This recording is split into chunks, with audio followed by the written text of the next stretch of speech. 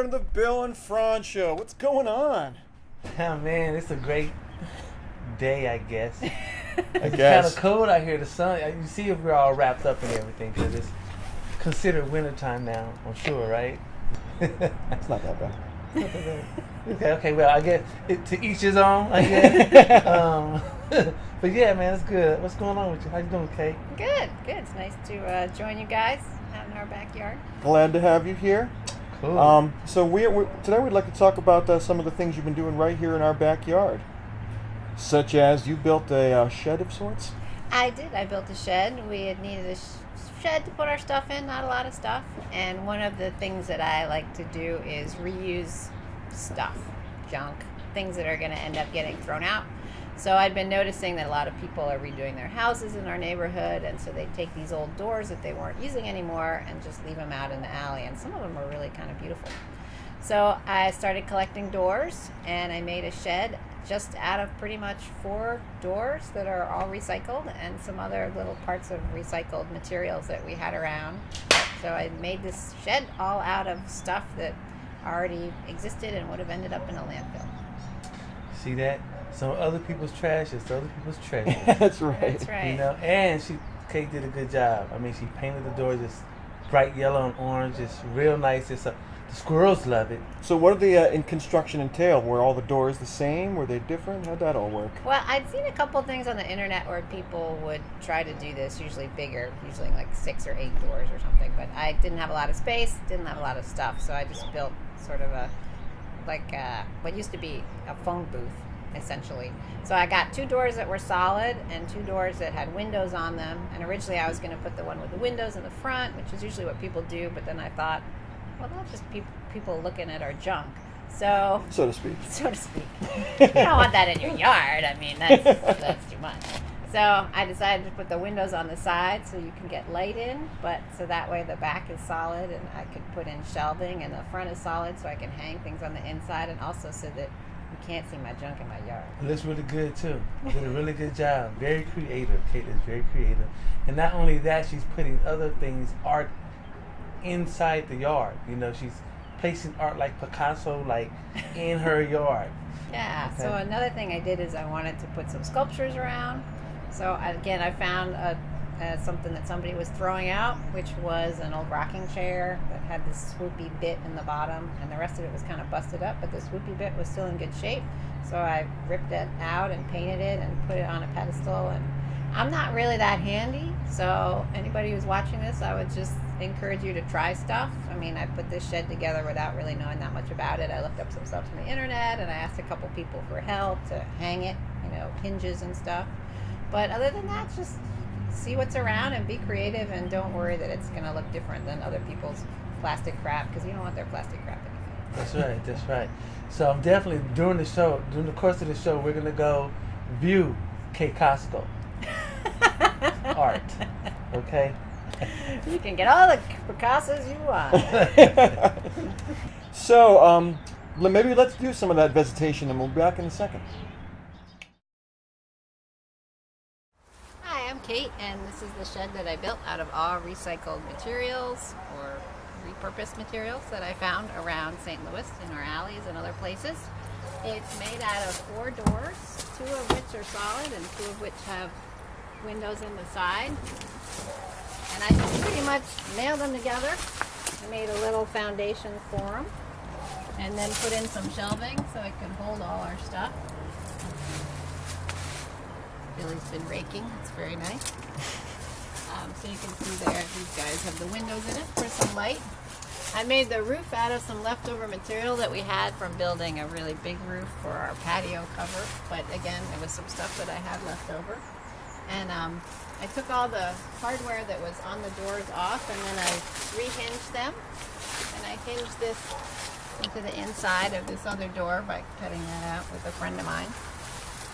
And then I painted everything with some recycled leftover paint from other things. So all of this was done, and all I had to do was buy a few little screws, and there's some metal brackets that are kind of making sure to hold it all together and that are holding it to the foundation part at the bottom. But other than that, everything was stuff that was already lying around and, like I said, would have ended up in a landfill.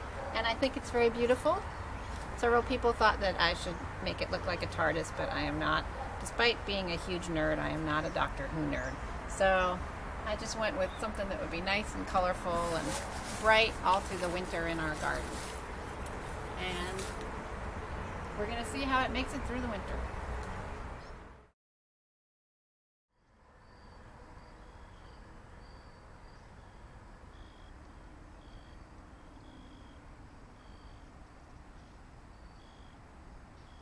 Makes me think of beautiful, beautiful colors, colorful characters, beautiful plant life. I love it. Makes me think of music, the shape, you know, like the curves on a woman. I like that. I mean the curves.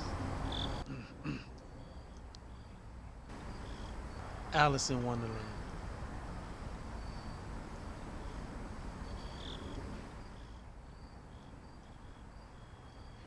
So you also did welding? Yes. So we're very lucky. We have a couple friends who are artists, Ron and Tony Wirtz. And Ron is an artist in pottery, but he also does some welding, which he used to do in his day job, I think working on airplanes. So he taught me how to weld, and Billy came and took some video of that, which you can see. And that was kind of fun. He had some pre-created shapes, so I just sort of welded them together. And then we dropped it. So then I welded it again, and then I brought it home and dropped it again, and it broke off again. So, but the point is, I guess, is that it was really kind of a fun thing to learn how to do. And now that I broke it again, I get to have another opportunity to weld some more.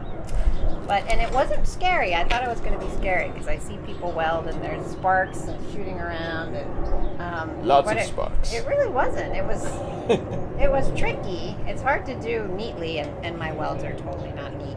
But it's more like icing a cake with fire, really, is how I would say, because it's very much about just delicate movements rather than having to be really strong or having to know how to work with fire. And so it was really fun. And again, I encourage people just to play around if you ever have a chance to weld, especially the ladies out there. Don't be afraid. Don't be afraid, ladies. So what brought out this artistic thing, Miss Kate? Well, my dad always made stuff, and since my parents were actors and they didn't have a lot of money, he was always having to solve whatever problem they had with what he could find. So finding furniture outside and on the street, but then he does a beautiful job. He would strip it and he would paint it and he would make it look like even a different total type of wood. He would just make stuff whenever we needed something, whether it was a table or a chair or a piece of art or decor. He would find some way to find some stuff and make something out of it. And I always thought that was really cool, and I wanted to do that kind of thing too. So she gets it from her daddy. I do. I get it from my dad and my mom too. She's very creative and she was really supportive. So like this lovely table, which has been, I believe, on the Bill Frantz show many times. Something we pulled out of the alley and cleaned it up and painted it up, and somebody else thought, well, this is no good and it's going in the trash. And I thought, well, that's nice, and we can make it look nice and make it live again and not end up in the trash. And it is living again. That's right. Holding up your coffee. There's no greater form of life than appearing on the Bill and Frantz show. This is true That's right. rejuvenation. How could it be so lucky? All right, and on that note, let's take a break.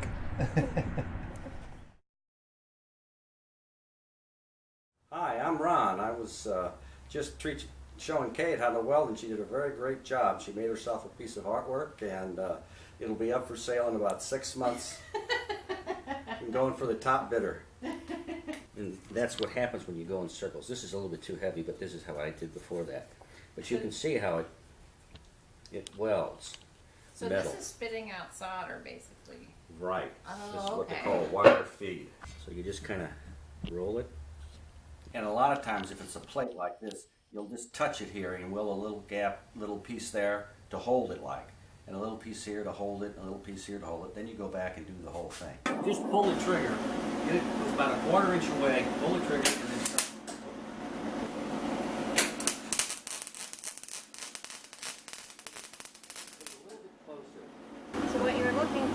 try to make like one long, solid thing. Yes.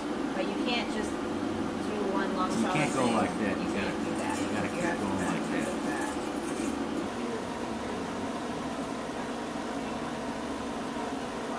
Yeah.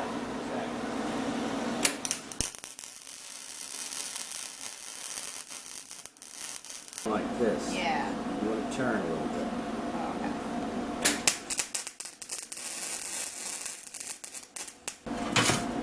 Ta-da! What do you think?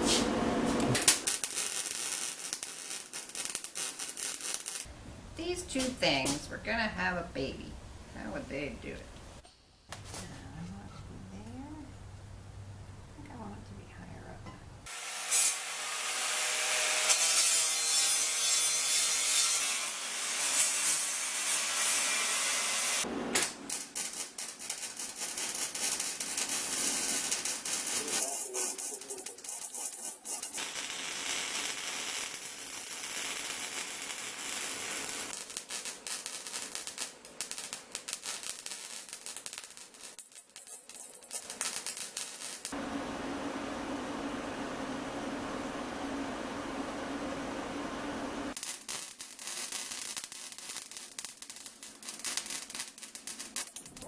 Goodness. Wow. That's really cute. Interesting. Modern. All right, welcome back to the second half of the Bill and Franz show. Franz, what's on your mind? Oh man, today is a pretty bad day for the Walker family.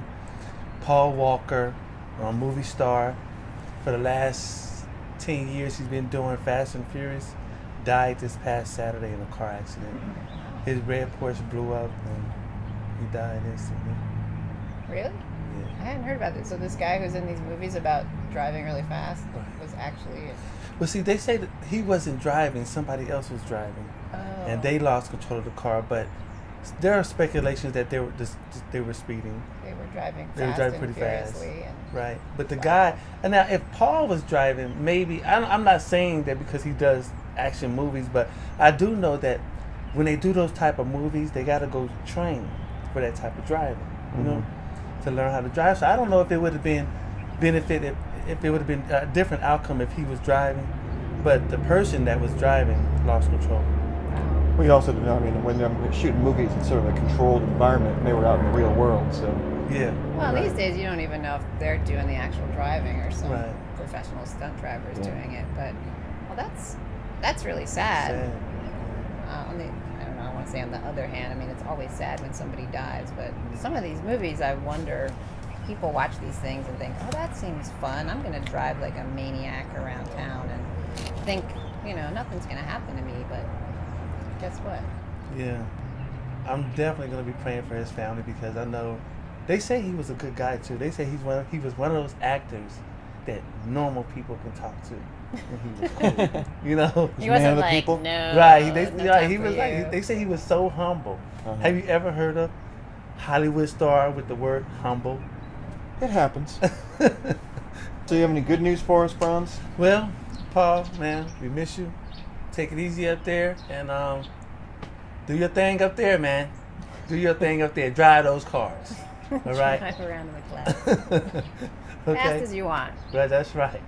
But the good news, Obamacare or the Affordable Care Act website kicked in again. That's right. We know that Actually the first works time now. it sucked. So sorry, Obama, it just sucked, But but this time they say it's working pretty good. Cool. Have you been able to get on? I know I'm Bill is about trying. 2/3 of the way through the process, but Okay. there was a glitch, so I'm waiting for them to call me.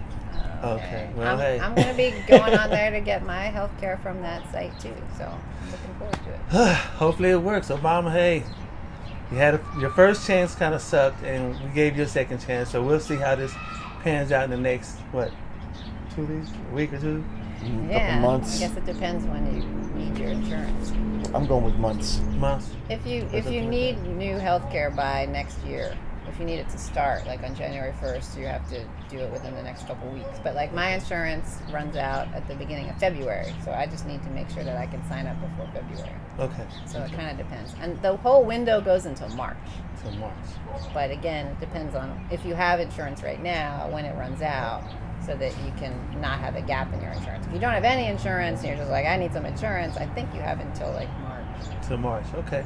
Well, look, since we have 2 people that have to enroll on the show, we're going to get back to you on how this thing works out. Obama, Give us our help. not to point at you like the janitor, the governor. I see they call her janitor. The governor of Arizona. But Obama, we looking, man. We got our eyes open. That's right, Janitor Sebelius. We're looking at you. Please, sir, we'd like some more health care. No disrespect to governors and people who've earned their seat, but I'm sorry. The GOP, sometimes when I think about their governors, janitor slips out sometimes. So I'm sorry. Forgive me. Clean up your own mess. I'm sure they feel the same way from time to time. Well, We've done it again. we've done it again. Well, we, of course, thank you for joining us, and it's been a while. We plan to get back to you more on a regular basis. But, our scheduling and our producers and our managers, I know. we're going to get this thing together, though. We will get this thing together. And all the touring that you guys That's right, have been the doing, touring. that makes it hard to Exhausting, schedule stuff. It's exhausting. The real situation is that we have so many sponsors that we spend all our days and nights just answering their emails and phone calls because they all want to give us money. The hustle hard. and tussle of Hollywood. It's a good thing we're here in St. Louis. Yeah. Well, with that, we are out of here. Goodbye, good night, God bless, and whatever other things we can say to say goodbye. Goodbye.